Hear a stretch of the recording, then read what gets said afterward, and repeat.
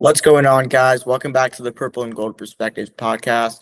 I'm your host, Mike Javid, and today I'm going to give my initial thoughts, initial reaction, everything about the Lakers Game 1 victory over the Houston Rockets. We're just going to start off.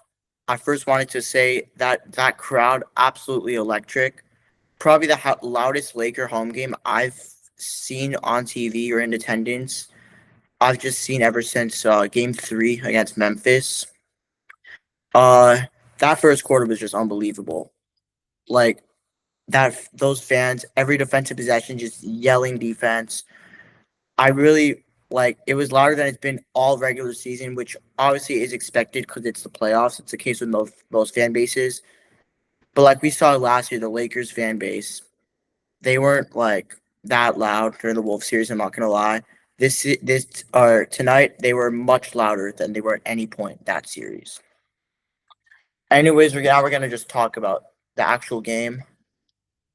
Um, Lakers get a huge win, 98-107. Kevin Durant actually ruled out for Game 1. So the Rockets they were starting Reed Shepard, right? They were starting Reed Shepard. He was their main ball handler, which was expected. And yeah, they went 9 deep. The Lakers also went 9 deep. Rockets, they had a starting lineup of Reed Shepard, Josh Okogie, Amen Thompson, Jabari Smith Jr., and Alperen Sengun. Lakers ran Luke Kennard, Marcus Smart, Rui Hachimura, LeBron James, and DeAndre Ayton. Houston had a bench. They went 9 deep. Aaron Holiday was the backup point guard. He only played 10 and a half minutes though. Jayshawn Tate, Tari Eason, and Clint Capella. The Lakers, they had Jake LaRavia, Jared Vanderbilt, Bronny James, who only played 4 minutes. So I guess kind of an 8-man rotation. And then Jackson Hayes. So let's just start off that first quarter. Very high scoring quarter. I think the Lakers, they only missed three shots or two. Or no, they missed four shots, two pointers. One was a really nice block, I think, from Amen Thompson. The other was just end of quarter shot from LeBron that missed. And then Marcus Smart missed two threes. Those were the only misses the Lakers had the entire first quarter, which I thought was very impressive. Um, Lakers never trailed outside of the first 2 minutes of the game in that first quarter. Even though the Rockets, they were still in it, the Lakers were up by like 3 to 7 points for most of the quarter. But Luke Kennard had a really hot start. He went 5 for 6 in the first quarter. LeBron had 8 assists in the first quarter, which is just unbelievable. He's 41 years old, and I still think he was the best player on the floor tonight. I'll get him more into that later. I just thought the Lakers they did their job in the first quarter. The offense or the defense wasn't that good. A little bit disappointing, but as the game went on, both defenses both offenses went a little bit cold, especially Houston's. And the Lakers offense, we'll get more into this later, but they had a bunch of turnovers later in the game. But the first quarter was really nice. They had only 3 turnovers. They were up 29-33, and they shot, I think, 14 of 18 or 15 of 19. I also think they had 13 assists and on 15 field goals made, which is ridiculous. So the ball movement was really good. Lakers just moving the ball around. Oh yeah, matchups. It was a men on Luke Kennard, Josh Okogie on LeBron, Reed Shepard on Marcus Smart, Jabari Smith Jr. on Rui Hachimura, and then Alperen Sengun on DeAndre Ayton. Kind of what I thought in a way, but I did think they'd probably put a men on LeBron and then Okogie on Luke Kennard, even though Okogie did have some nice defensive moments on LeBron. LeBron still played really well. I thought better than the stats showed. Houston the Lakers had Marcus Smart on Reed Shepard, Rui Hachimura on Amen Thompson, Luke Kennard on Jabari Smith Jr. That they should definitely look to expose that more if they're gonna run Kennard on Jabari Smith. I think Jabari's got like 5 inches on him. Uh, then LeBron on Josh Okogie. This is just so LeBron doesn't have to work too much on that end, and he can just focus on being a main lead ball handler offensively. Then Aiden on Şengün. We'll get into that as well because Aiden was a dog tonight on that defensive end. And at end of first quarter, Lakers are up by 4, and Lakers led the entire second quarter, but the Rockets were still in it. The Lakers had, I think, their biggest lead. I'm just looking at NBA.com right now. Their biggest lead in the second quarter was 9 with 8:50 to go. Or, excuse me, no, it was 10 with 4:24 to go. In the second quarter, they are up 38-48. But the Rockets allowed 2 points the rest of the quarter, and they cut the lead down to 2. And I'm not even going to lie. As a Laker fan, I was not feeling good going into halftime. I'm just going to be completely honest. The Rockets were still in this game despite shooting. I think they only made like 2 field goals in the first 8 minutes of this quarter. Something crazy like that. But, like, I was just not feeling good. I'm not going to lie. Like, Lakers were still up, which kept me a little bit positive. But the fact that our offense just was not good in the second quarter. They had 11 turnovers going into halftime. They had 5 turnovers in the final 5 minutes of the second quarter. And the Lakers off, and even at the rim, like, yeah, the Lakers, they shot a crazy percentage, but it did regress in the second half, in the second quarter, which is expected. However, in the third quarter, this is where everything changed. The Lakers never trailed after 11 minutes in the court. After a DeAndre Ayton tip, putback layup, the Lakers never trailed for the rest of the game, which is actually it's really nice. Like, yeah, the Rockets, they were technically still in it, but I just felt like the Lakers, they kept on pushing their lead, and they got it. The Lakers led by like as much as 16 going into they led by 16 at a point in the fourth quarter, but like they were up by 9 going into the fourth, and it was feeling good, honestly. The Rockets, they couldn't get anything going from 2. They were just completely awful from 2 in this game. I'm not gonna let me just see real quick. They were 24 of 60 from 2, so 40% is complete garbage. And a lot of those just came in the fourth quarter because, let me just see, they were 9 for 13 from 2 in the fourth quarter. So, like, remove that. They're 15 of 47 from 2 in the first 3 quarters. That's not going to win you. That's not going to win a series. I'm sorry. I don't care how good you're playing defensively. That's just not going to win you a series. Yeah, Lakers are up by in the third quarter. Lakers are up. Kennard just still balling out. So damn good all night. I still can't believe we got Gabe Vincent. We traded Gabe Vincent for him. Honestly, it's still crazy to me. The fourth quarter, the Rockets did try to make a push. I thought their offense looked a lot better, even though it still wasn't good. I mean, it was actually pretty good. I'm not gonna lie. But yeah, the Lakers' offense in that fourth quarter was okay, except they were just turning the ball over too much. Like, they shot 12 for 17. They went 5 of 7 from 3. Luke Kennard hit 3 threes. LeBron hit a 3. He had 9 points in the fourth and pretty much ended this game. And I thought the dagger in this one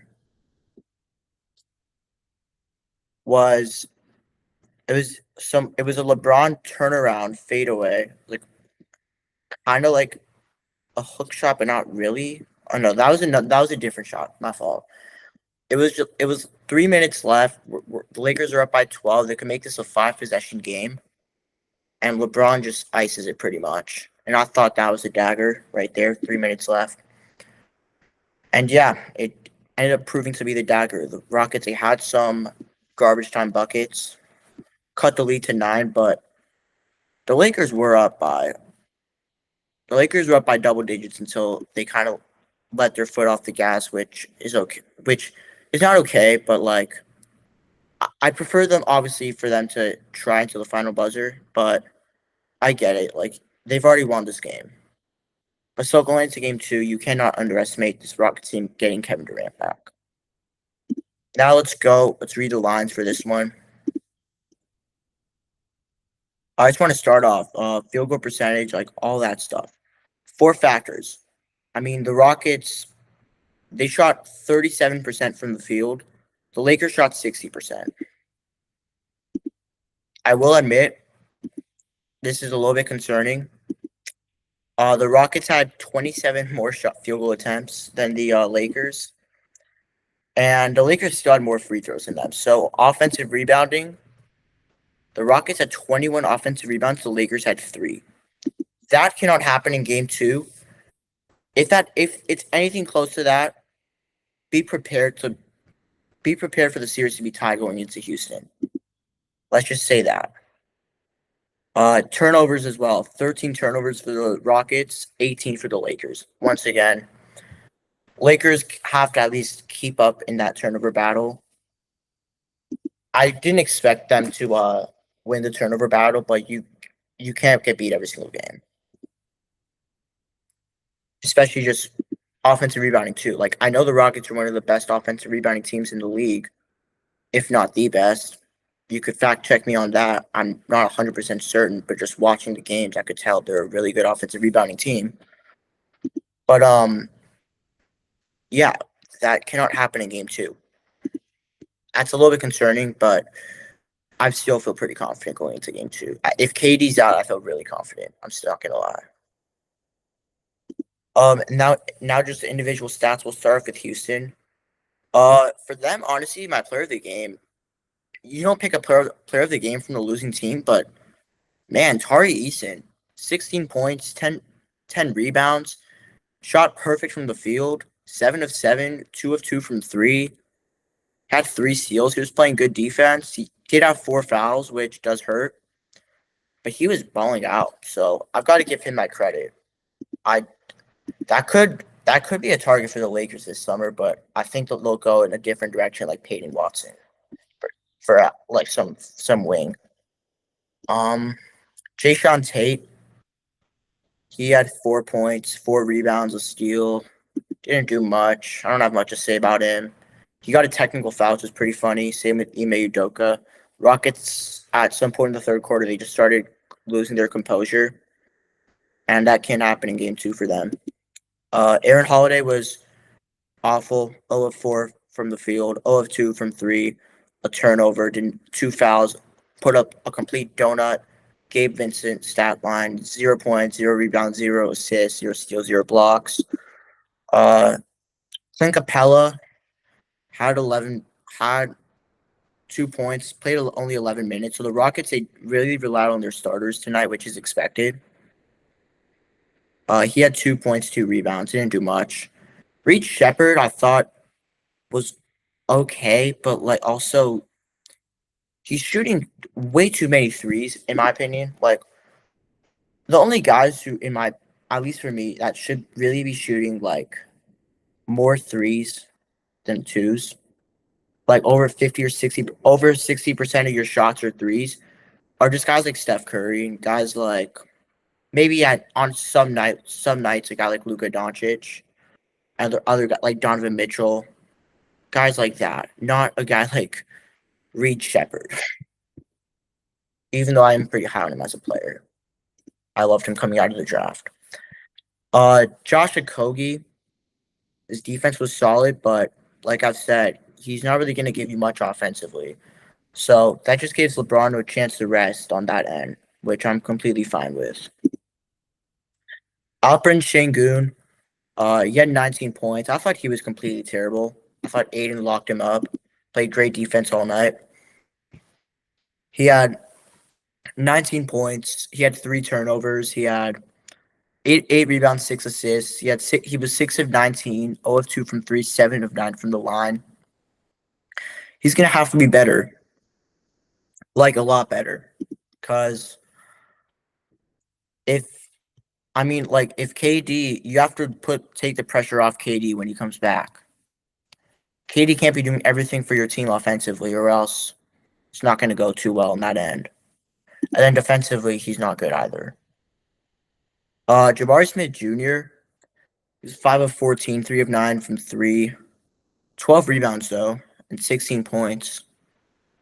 He could be better, but he also just wasn't too good. I thought he just wasn't involved that much at times. But yeah, if Luke Kennard's consistently guarding him, like, they should definitely go to that more. Like, that pull-up mid, he's pretty nice. I think he could still be a good player in this series, but he's just gonna have to hit his shots, which he didn't really do tonight.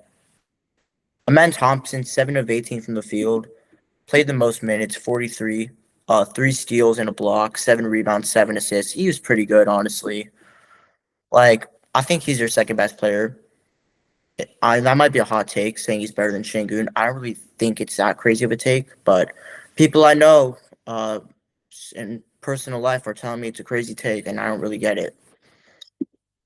Now let's just go over the Lakers. We'll start off with Bronny. He played 3 minutes. He had 2 fouls, a turnover, didn't do anything else. Somehow was a positive 3, plus minus. I don't think he really showed anything good. I don't know if we'll even play in game 2, honestly. We might low-key go to the Knicks midfield or someone like that. But yeah, I wouldn't be shocked if he just doesn't play in game 2. Like, we might just run 8 guys, and then when Reeves comes back, these will be our 9 guys. Or when Reeves or Luka come back, not both of them, obviously. I'm not like I met Luka, but like Luka will probably come back probably like game 4 or 5, maybe. I'm not sure. Jackson Hayes, 4 points. He did have 4 fouls, which is pretty crazy. In 12 minutes too. That's bad. 1 of 1. He hit his only shot. It was actually an and 1 in the first quarter. I think like to pretty much near the end of the first quarter. 1 rebound as well and a block. He was solid, but just fouls too much. Jared Vanderbilt, he had 5 fouls. I did not realize that until looking at the stat line, honestly. He was 1 of 2 from 3. The only shots he took. 5 rebounds. He was okay. His offense is a concern. Like, there was 1 possession in the first half where this dude is just doesn't know what to do when he has the ball in his hands and no one's near him. He can't create. It's just kind of tough. Like, he's kind of causing a lot of LeBron's getting doubled a lot. Like, the whole defense is on him. So Vando's gonna have to work. If he's not hitting shots, it's gonna be hard for him to stay on the floor, which is gonna hurt their defense, especially when KD comes back. Jake LaRavia, I thought was actually pretty good. He had 6 points, 1 of 3, 3 assists, a steal, a block. Thought his defense was solid all night. He had a couple of stupid plays, but he had a really nice block on Amen Thompson that kind of got me jumped up and excited. I'm not gonna lie. Luke Kennard, the second best player for the Lakers tonight, in my opinion. 27 points. He was the main ball handler at times, especially when LeBron wasn't on the court. Sorry. 9 of 13 from the field, 5 of 5 from 3. This dude is he's just so tough. Like, when you look at him, you don't really think he's that good of a player. I'm not gonna lie, but he's been so good for the Lakers ever since he's came. And it's honestly one of the best. It's one of the best trade deadline acquisitions by any playoff team. Marcus Smart, his offense was. I thought he was pretty bad offensively. He did have 8 assists, but 5 turnovers, not good enough. 15 points, 5 of 12 from the field, 1 for 5 from three, and also 4 of 8 from the line, which isn't good enough either. Got to make at like it's kind of tough. It's one game. I understand. I might be overreacting, but it's the playoffs, man. Make your damn free throws. DeAndre Ayton, I thought was very good tonight. He was 8 of 10 from the field. He had 19 points, 11 rebounds. Um, he was just solid all night. Nothing bad to say about him. He played great defense all night on Şengün, preventing shots, like forcing turnovers. He was great. I'm not gonna lie. Rui Hachimura thought he was very good as well. His defense he was active defensively, hit some big threes, two threes, one in the fourth quarter. That not really. It might have been in the third. I don't remember. I think it was in the third. Now that I think about it, he played the most minutes on the team. He was just amazing. And then lastly, LeBron James, best player on the team right now.